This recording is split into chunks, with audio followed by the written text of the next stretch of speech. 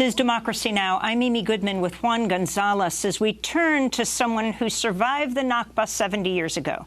His name is Mahmoud Salah. He is 86 years old, born in a village just outside Jerusalem that was bombed and invaded when he was a teenager in 1948. He described how his family sought refuge in what's now the West Bank. He slept in caves, under trees, moving from refugee camp to refugee camp before the UN eventually sent him on a ship to South America, Venezuela. Then he went to Colombia. He has since returned to his village, Saraha, but says not much remains of it, except for the shrine of Samson, which is now an Israeli tourist attraction. I spoke to Mahmoud Salah on Monday, where he now lives in Chicago, and I asked him what that word, Nakba, Arabic for catastrophe, means to him.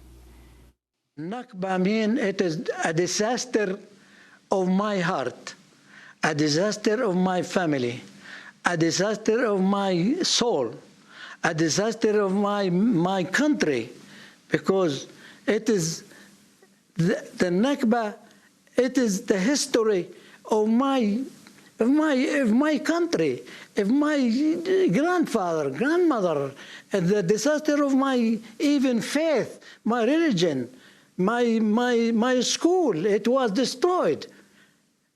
The Nakba, it is a Nakba. It is a word. It is a very, very strange word, a hard word. It is still in my heart, and I give it to my sons. I give it to everybody I know from the family. Mahmoud Salah, what are your thoughts as President Trump moves the U.S. Embassy from Tel Aviv to Jerusalem? Jerusalem is not his house. And he is not the one who makes the decision to give this Aqsa or Jerusalem to another people. If he is the real president, Mr. Trump, he should make peace between two people. When you see what's happening in Gaza right now, the nonviolent protests on the border with Israel, the latest count we have is 50. Israeli military has killed 50 Palestinians. Your response? I said to the people of Gaza, you are the most brave people ever. And you are defending your light. And don't worry, if you die, you go to God. You go to Jannah. You go to paradise. And keep fighting. And keep struggling. But with peace. Peace. Peaceful demonstration.